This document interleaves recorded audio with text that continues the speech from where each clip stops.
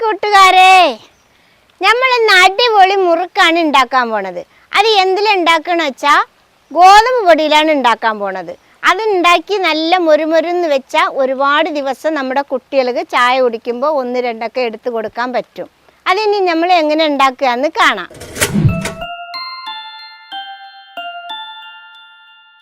ഞാൻ അതിന് വേണ്ടി എടുത്തിട്ടുള്ളത് നമ്മളെ റേഷൻ കടയിലൊക്കെ കിട്ടുമല്ലോ ഗോതമ്പ് പൊടി. അതിൽ ഞാൻ 3 കപ്പ് എടുത്തിട്ടുണ്ട്. അതിന് ഇവിടെ ഇരിക്കട്ടെ. ഇനി നമുക്ക് അതിന് വേണ്ടി 1 കപ്പ് റവ മിക്സിയിലിട്ട് നമുക്ക് പൊടിച്ചെടുക്കാം. ഇതിൻ്റെ കൂടെ ഒരു 4 വറ്റൽ മുളക് ഇടുകയാണ്. ഇനി ഇതിൽ 1 ടീസ്പൂൺ ചെറിയ ജീരകം ഇട്ട് കൊടുക്കുക. നമുക്കിനി ഇത് നന്നായിട്ട് പൊടിച്ച് കൊണ്ടുവരാം. ഇപ്പം നമ്മൾ റവയും മുളകും ജീരകവും നന്നായിട്ട് പൊടിച്ചെടുത്തിട്ടുണ്ട്. കണ്ടില്ലേ? മുളകിൻ്റെ ചെറിയ കരടുണ്ടെങ്കിലും കുഴപ്പമൊന്നുമില്ല കേട്ടോ. ഇനി നമുക്ക് ഇതങ്ങ് മാറ്റി വെക്കാം. ഒരു പാത്രത്തിൽ നമ്മളെടുത്ത് വെച്ച ഗോതമ്പ് പൊടി ഇതിലേക്ക് ഇട്ടെടുക്കാം. ഞാൻ 3 കപ്പ് ഗോതമ്പ് പൊടിയാണ് എടുത്തിട്ടുള്ളത് കേട്ടോ. ഇനി നമുക്കിതിൽ പൊടിച്ചു കൊണ്ടുവന്ന റവയും കൂടി ഇതിലേക്ക് ഇട്ട് കൊടുക്കാം. ഇതിൻ്റെ കൂടെ ഇനി നമുക്ക് കുറച്ച് കരിവേപ്പില, കുനുകുനാ അരിഞ്ഞ കരിവേപ്പിലയും കൂടി ചേർത്ത് കൊടുക്കാം. നമുക്കിനി ഇതിൽ പാകത്തിന് ഉപ്പിട്ട് കൊടുക്കാം.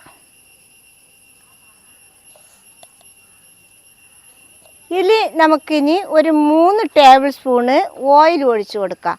ഓയിൽ ഒഴിച്ചാൽ കൊടുത്താൽ മതിയോ, വെളിച്ചെണ്ണ ഒഴിച്ച് കൊടുക്കണ്ട, അപ്പോൾ വേഗം കേടുവരുള്ളൂ.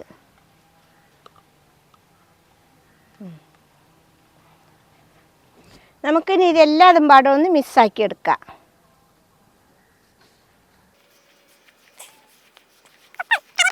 ഉപ്പും കരിവേപ്പിലയും ഓയിലും എല്ലായിടത്തും പെടട്ടെ. ഇപ്പോൾ എല്ലായിടത്തും കരിവേപ്പിലയും ഉപ്പും ഓയിലും മിക്സായിട്ടുണ്ട്. ഇനി നമുക്കിതിൽ കുറേശ്ശെ വെള്ളം ഒഴിച്ച് ചപ്പാത്തി കുഴച്ച പോലെ കുഴച്ചെടുക്കാം. കുറച്ച് വെള്ളം ഒഴിച്ചാൽ മതിയേ.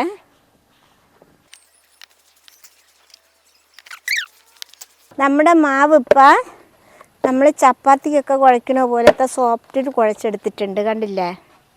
ഇനി നമുക്കിതിൽ ലേശം ഓയിൽ പുരട്ടിയിട്ട് മൂടി വെക്കാം ഒരു 15 മിനിറ്റ്. ഇത് ഓയിൽ പുരട്ടുന്നത് ഉണങ്ങാതിരിക്കാനാണ്.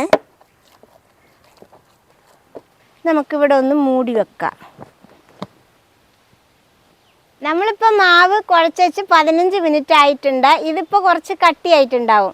അത് എന്തുകൊണ്ടെന്ന് വെച്ചാൽ നമ്മളെ റവ ഉണ്ടല്ലോ, റവ ഇപ്പോൾ വെള്ളമൊക്കെ കുടിച്ച് ഉറിഞ്ഞ് വലിച്ചെടുത്തിട്ടുണ്ടാവും. അതാണ് ഇച്ചിരി കട്ടി ഉണ്ടായിട്ടുണ്ടാവും എന്ന് പറഞ്ഞത്. ഇത് കണ്ടില്ലേ, നമ്മൾക്ക് ആവശ്യത്തിനുള്ള കട്ടിയായിട്ടുണ്ട്. ഇത് ഇങ്ങനെ കട്ടിയാവാനാണ് പറഞ്ഞത്, ചപ്പാത്തി കുഴക്കണ പോലെ നല്ല സോഫ്റ്റായിട്ട് കുഴച്ച് വെക്കാൻ. അപ്പം നമുക്ക് അത് 15 മിനിറ്റ് കഴിഞ്ഞെടുക്കുമ്പോൾ നമുക്ക് ആവശ്യത്തിനുള്ള കട്ടിയായിട്ടുണ്ടാവും. കണ്ടില്ലേ? ഇങ്ങനെയാണ്. ഇത്രയും കട്ടി നമുക്ക് വേണം.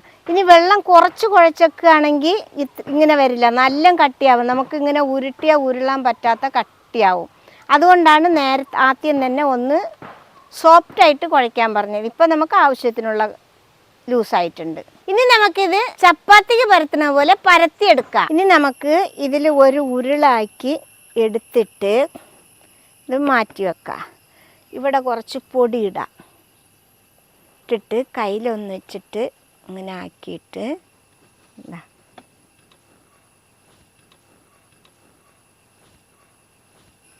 ഇങ്ങനെ വെച്ചിട്ട് നമുക്ക് ഇത് നന്നായിട്ടൊന്ന് പരത്തിയെടുക്കാം. ഇത് വല്ലാതെ ഷേപ്പൊന്നും ആവണ്ട, നമുക്കിത് മുറിച്ചെടുക്കേണ്ടതാണ് നമ്മൾ. അതുകൊണ്ട് നമ്മളിട്ട മുളകൊക്കെ കണ്ടില്ലേ ഒരു കളറായിട്ട് കിടക്കണത്? നല്ല ഭംഗിയുണ്ടല്ലോ ഇങ്ങനെ കിടക്കുമ്പോൾ. കണ്ടില്ലേ? ഈ ഒരു പരത്തൽ മതി നമുക്ക്. ഈ കട്ടിയിൽ ഇത്രയും കട്ടി മതി. കണ്ടില്ലേ? നമ്മൾ ചപ്പാത്തിയുടെ കട്ടി തന്നെയാണ്. ഇനി നമുക്കിത് മുറിച്ചെടുക്കാം. നമുക്കിനി ഇങ്ങനെ മുറിച്ചെടുക്കാം. ഇത് നമ്മുടെ പൊക്കവടയുടെ രീതിക്ക് മുറിച്ചെടുക്കാം കേട്ടോ. ഈ പിസയൊക്കെ മുറിക്കണ ഒരു കട്ടറുണ്ടല്ലോ, അതൊക്കെ ഉണ്ടെങ്കിൽ നല്ല സുഖമായിട്ട് മുറിച്ചെടുക്കാം കേട്ടോ. ഇനി നമുക്കിത് ഇങ്ങനെ ഒന്ന് മുറിക്കാം. നമുക്ക് എത്ര നീളം വേണോ ആ നീളത്തിനനുസരിച്ച് മുറിച്ചാൽ മതി കേട്ടോ. നമ്മൾ പൊടിയിട്ടാണ് പരത്തിയത് മുറിക്കുന്നത്. അപ്പോൾ ഇത് കൂട്ടി ഒട്ടി പിടിക്കത്തൊന്നുമില്ല കേട്ടോ. ഇതേപോലെ നമുക്ക് എല്ലാതും മുറിച്ചെടുക്കണം. നമ്മളിതൊക്കെ നന്നായിട്ട് പരത്തി കണ്ടില്ലേ, മുറിച്ചെടുത്തിട്ടുണ്ട് എല്ലാതും. നമുക്ക് ഇനി ഇത് പൊരിച്ച് മുറുക്കാക്കി എടുക്കാം. ഞാനിവിടെ ഒരു ചട്ടി അടുപ്പത്ത് വെച്ച് ഇതിൽ ഞാൻ ഓയിലാണ് ഒഴിച്ചു കൊടുക്കുന്നത്. ഇത് മുറുക്ക് ഇങ്ങനത്തെ സാധനങ്ങളൊക്കെ പൊരിക്കാൻ ഓയിലാണ് ഏറ്റവും നല്ലത് കേട്ടോ. ഈ ഓയിൽ പൊരിക്കുകയാണെങ്കിൽ കുറേ ദിവസം നമുക്ക് കേട് വരാതെ ഇരിക്കും കേട്ടോ.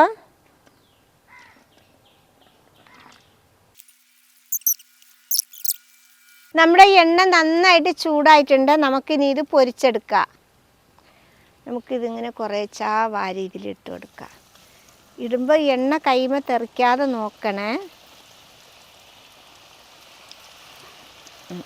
ഇതിനി പൊരിഞ്ഞൊരു ഗോൾഡൻ കളറായി വരട്ടെ.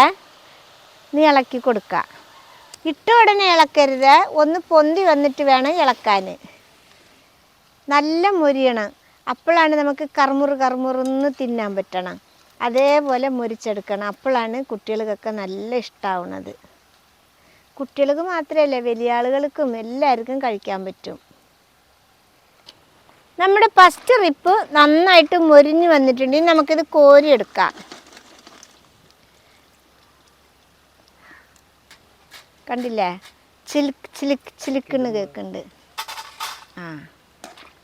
നമുക്കിനി ഇതെല്ലാതും ഇതേപോലെ പൊരിച്ചെടുക്കാം.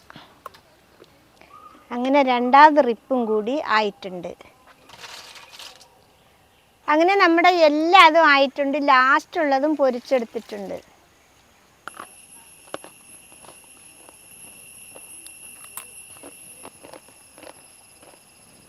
അങ്ങനെ മക്കളെ, നമ്മുടെ ഗോതമ്പ് മാവ് കൊണ്ടുള്ള മുറുക്ക് റെഡി ആയിട്ടുണ്ട്. ഞാനൊന്ന് കഴിച്ച് കാണിച്ചു തരാം. അപ്പോൾ കറുമുറാന്നുണ്ടാവും.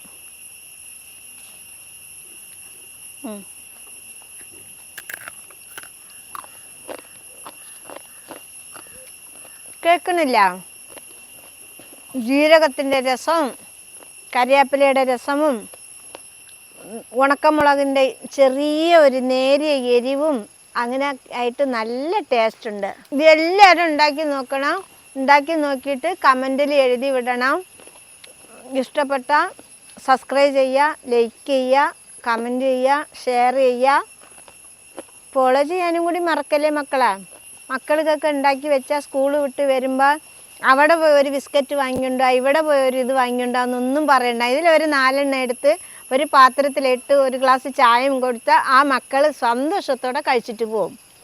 അങ്ങനെ നല്ല ടേസ്റ്റാണ്. ഗോതമ്പ് മാവ് പറഞ്ഞിട്ട് ചെറുതാക്കൊന്നും വേണ്ട, ഭയങ്കര ടേസ്റ്റാണ്.